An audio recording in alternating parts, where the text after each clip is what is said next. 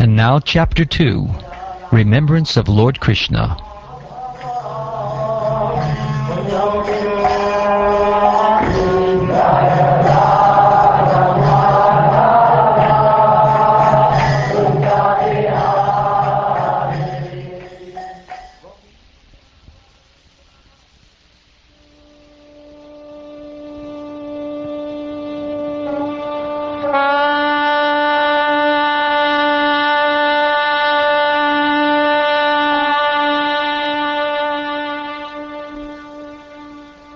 Sri Sukadeva Goswami said, when the great devotee Uddhava was asked by Vidura to speak on the messages of the dearest Lord Krishna, Uddhava was unable to answer immediately due to excessive anxiety at the remembrance of the Lord. He was one who even in his childhood, at the age of 5 years, was so absorbed in the service of Lord Krishna that when he was called by his mother for morning breakfast, he did not wish to have it. Uddhava thus served the Lord continually from childhood, and in his old age that attitude of service never slackened. As soon as he was asked about the message of the Lord, he at once remembered all about him.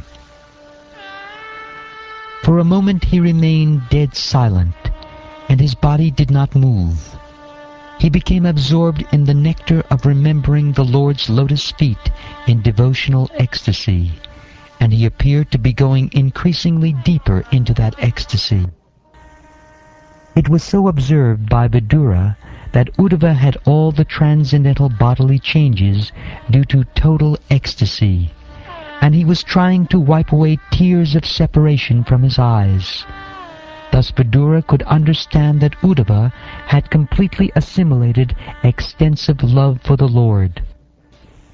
The great devotee Uddhava soon came back from the abode of the Lord to the human plane, and wiping his eyes, he awakened his reminiscence of the past and spoke to Vidura in a pleasing mood. Sri Uddhava said, "My dear Vidura, the sun of the world, Lord Krishna, has set, and our house has now been swallowed by the great snake of time. What can I say to you about our welfare? The universe, with all its planets, is most unfortunate. And even more unfortunate are the members of the Yadu dynasty, because they could not identify Lord Hari as the personality of Godhead any more than the fish could identify the moon. The Yadus were all experienced devotees, learned and expert in psychic study. Over and above this, they were always with the Lord in all kinds of relaxations, and still they were only able to know Him as the One Supreme who dwells everywhere. Under no circumstances can the words of persons bewildered by the illusory energy of the Lord deviate the intelligence of those who are completely surrendered souls.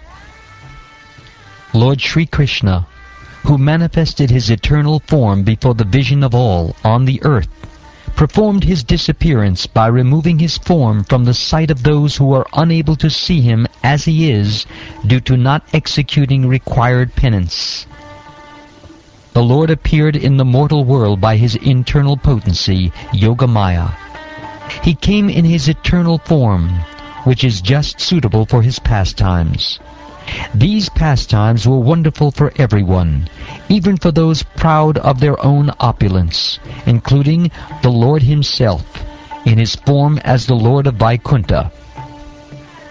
Thus His, Sri Krishna's, transcendental body is the ornament of all ornaments.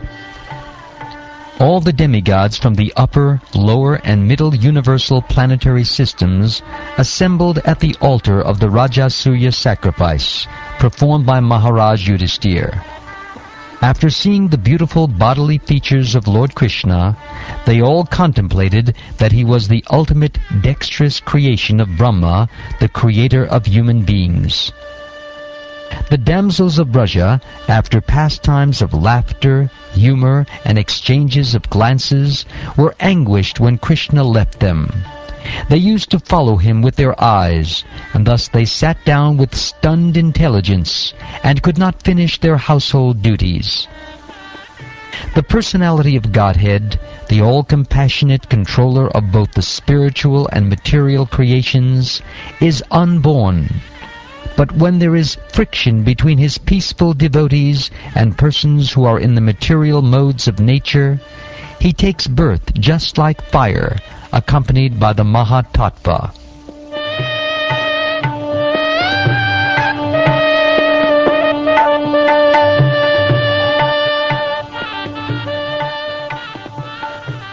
When I think of Lord Krishna, how he was born in the prison house of Vasudeva, although he is unborn, how he went away from his father's protection to Vraja, and lived there incognito out of fear of the enemy, and how, although unlimitedly powerful, he fled from Mathura in fear, all these bewildering incidents give me distress.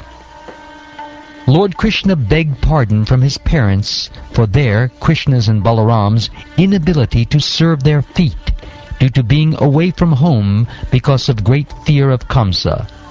He said, "O mother, O father, please excuse us for this inability." All this behavior of the Lord gives me pain at heart. Who, after smelling the dust of his lotus feet even once, could ever forget it? Simply by expanding the leaves of his eyebrows, Krishna has given the death blow to those who were burdening the earth. You have personally seen how the king of Chedi, Shishupal, achieved success in yoga practice, although he hated Lord Krishna. Even the actual yogis aspire after such success with great interest by performance of their various practices. Who can tolerate separation from him? Certainly others who were fighters on the battlefield of Kurukshetra were purified by the onslaught of Arjun's arrows, and while seeing the lotus-like face of Krishna so pleasing to the eyes, they achieved the abode of the Lord. Lord Sri Krishna is the Lord of all kinds of threes. He is independently supreme by achievement of all kinds of fortune. He is worshipped by the eternal maintainers of the creation, who offer him the paraphernalia of worship by touching their millions of helmets to his feet.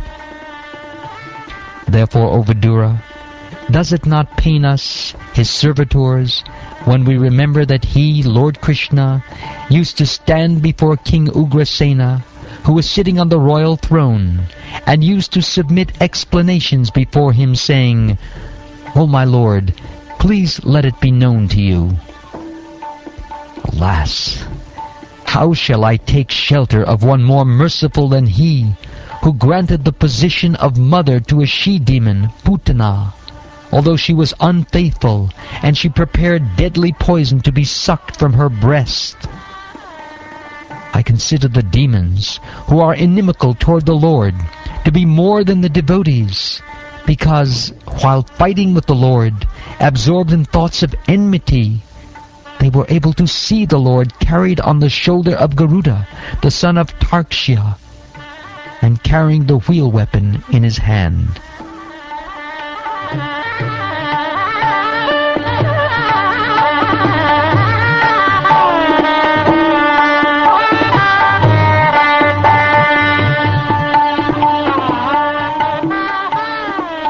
The personality of Godhead, Lord Sri Krishna, being prayed to by Brahma to bring welfare to the earth, was begotten by Vasudeva in the womb of his wife Devaki in the prison of the king of Bhoja. Thereafter his father, being afraid of Kamsa, brought him to the cow pastures of Maharaj Nanda, and there he lived for 11 years like a covered flame with his elder brother Baladev. In his childhood, the Almighty Lord was surrounded by cowherd boys and calves, and thus he traveled on the shore of the Yamuna River, through gardens densely covered with trees, and filled with vibrations of chirping birds.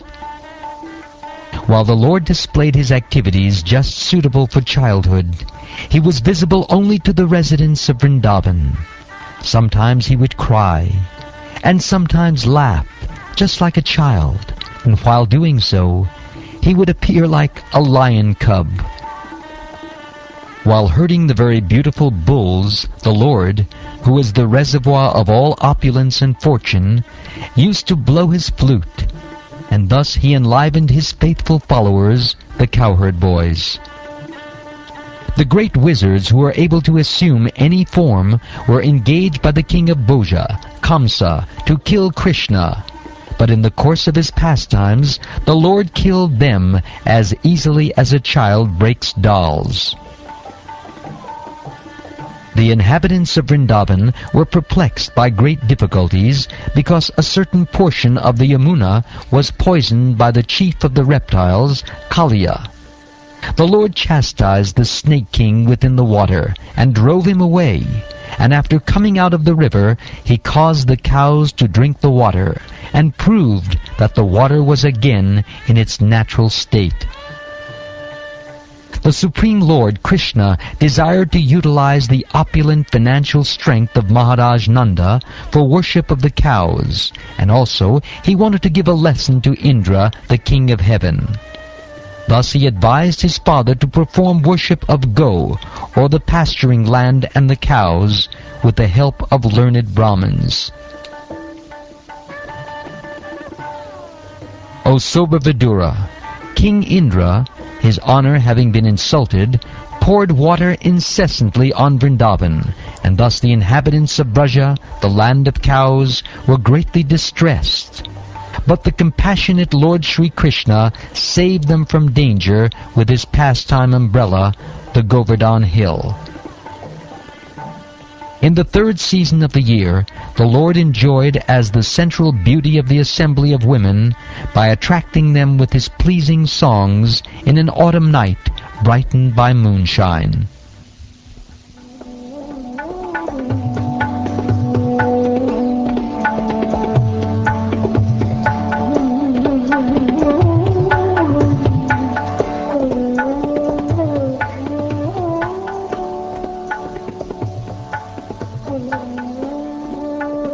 Thus ends the second chapter of the third canto of the Srimad Bhagavatam, entitled Remembrance of Lord Krishna.